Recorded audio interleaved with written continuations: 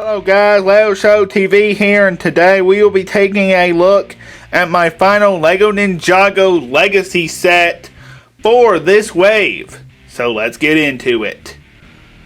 This is at 71739 Ultrasonic Raider, 725 pieces, ages 9 plus. Also featured in Season 1.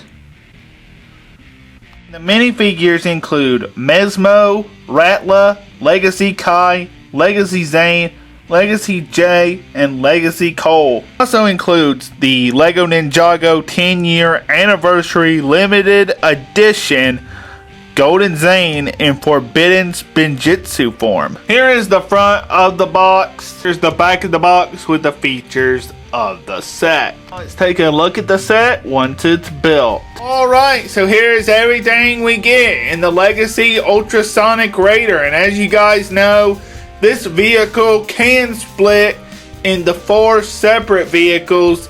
So we're going to split it apart and take a look at each one. Now it's time to take this set and split it into its 4 main parts. On this side, you want to slowly detach this sidecar very slowly, and it slots out like this. Then you want to do the same thing on this side.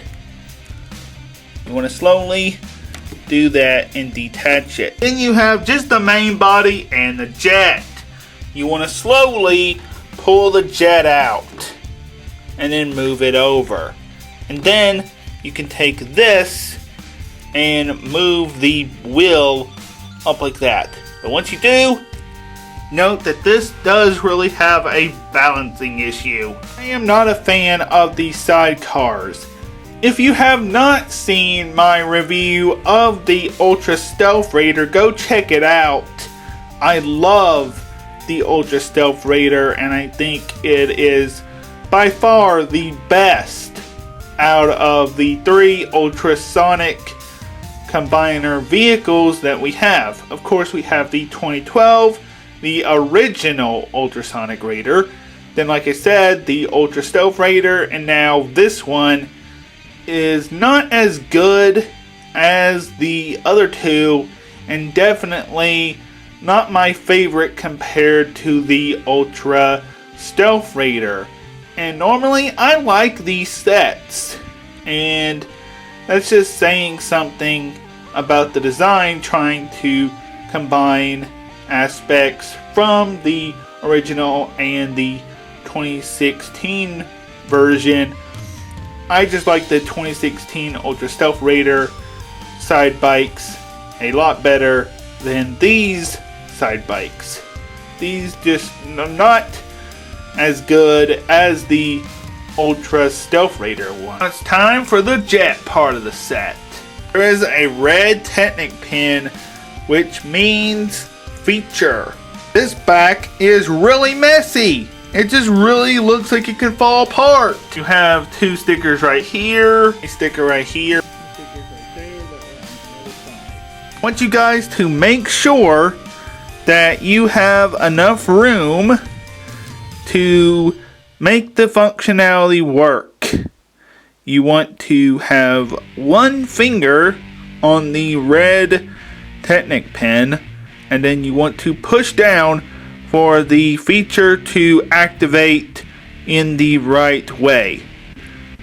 Like that. So that should have worked properly if you did exactly what I did. You can see here the main body of the set. There is room for the jet to land, of course. That is why it is in the position it is. And then you move this and it's its own self-contained vehicle. That is of course carried over from the Ultra Stealth Raider. Of course there is a sticker right here in place to put a ninja in the cockpit. There's always that functionality, and of course you can do that. Then you can put the jet on top, and the 2 sidecars attach in these red slots on the sides. One here, and then turn it around and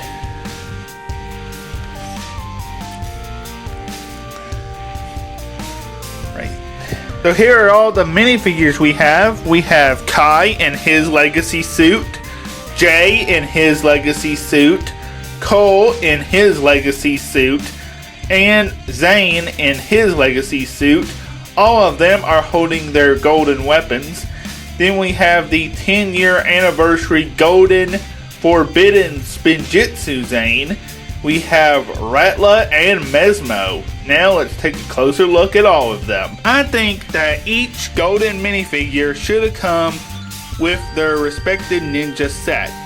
So Golden Kai with a Kai set, Golden Jay with a Jay set, Golden Cole with a Cole set, Golden Zane with a Zane set, then Golden Sensei Wu with a Sensei Wu set, then Golden Nia with a Nia set.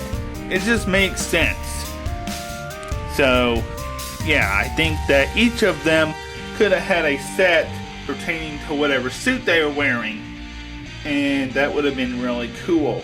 I really like the detailing, how it looks like the rebooted robe that he wore with the power source. Then you have a nice recolor of the Forbidden Spinjitzu mask in gold with the flame kind of looking like it's a greenish blue color.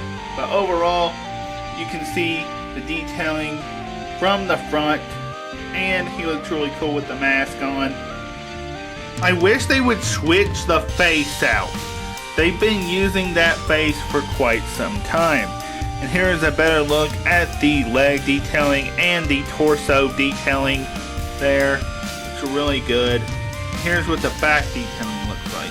I'm going to zoom in and let you guys see these, but you should already know what they look like because they've been in every Legacy set, just about.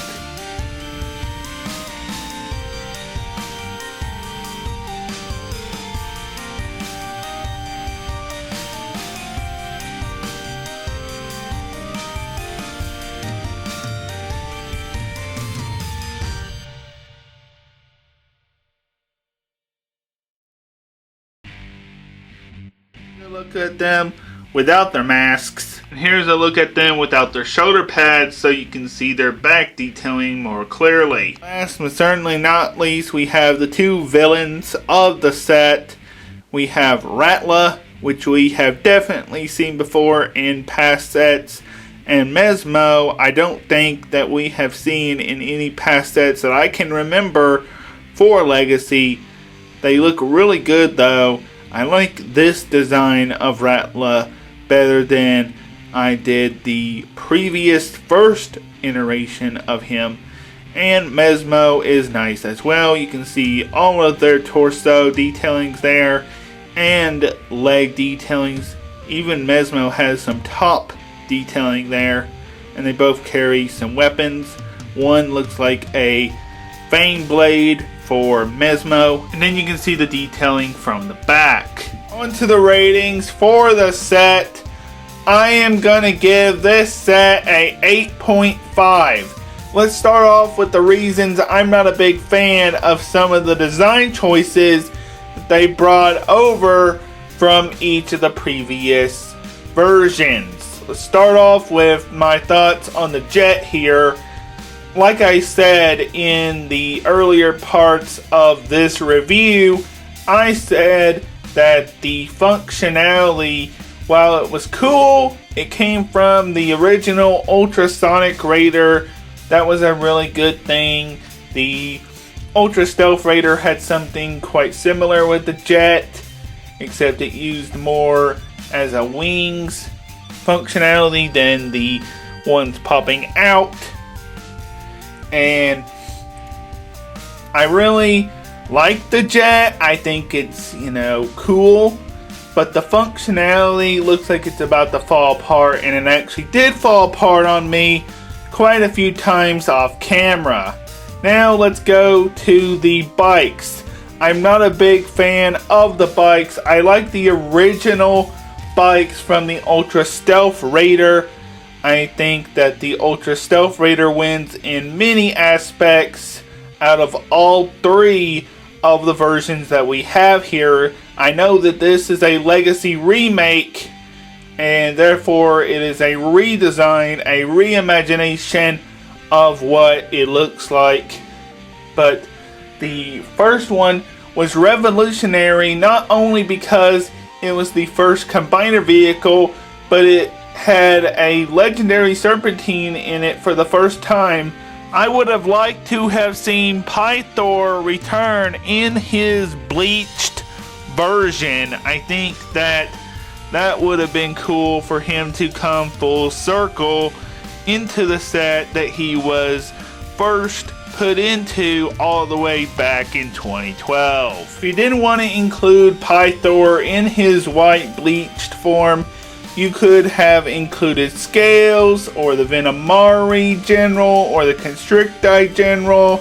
I would have liked to have seen the Fangpire General because they were both exclusive to a set that I never got. I never got the chance to get the Fangpire Wrecking Ball or the Fangpire Truck Ambush that also has Zane's Golden Weapon vehicle in it. I never got the chance to get that set. Mainly the Fangpire Truck Ambush because I didn't have the money at the time it was out, even though I saw it at Walmart at the time. I never got the chance to get it, really, and I didn't get the Fangpire Wrecking Ball either. I would have loved to have seen any of the generals such as Scales or the Constricti one or the Fangpire or the Venomari or Pythor, as I mentioned, but you could have put any of the other ones if you didn't want to include Pythor in there. It just would have made Pythor come full circle. Now, this is not saying that this set is a bad set. Now, the last one was like $120. I think that was the same with the first ever one. I can't really remember. It's been so long since I got the set. It predates Lego Show TV, the channel itself, and that's why I don't have a review of it up on the channel, because I don't have the minifigures together anymore, sadly. If I ever do get those minifigures again, then, you know, that's cool. I did cover the Ultra Stealth Raider for Day of the Departed in 2016. So, if you want to go back to 2016 and watch the Ultra Stealth Raider review, that is one of my favorite sets of all time. And I just remember picking it up at Toys R Us along with the Rock Rotor. And I just think it is one of the best design sets from that era of Ninjago. Let's talk about the minifigures for a second. I am not a big fan of the way that they put Golden Zane in here, especially in his Forbidden Spinjitzu robe. Of all the places to put him in his golden form, they choose a Season 1 set when the Forbidden Spinjitzu was not even a concept back in Season 1. They weren't even thinking about it, probably. And I just think that the golden suits are really cool. The only one that makes sense where it should be is the Golden Woo in the Ninjago City Gardens. That's the only place where it makes sense to have a golden minifigure in any set. Now, Golden Kai come in a Cole set. Golden Cole came in a Kai set. Golden J came in a Zane set.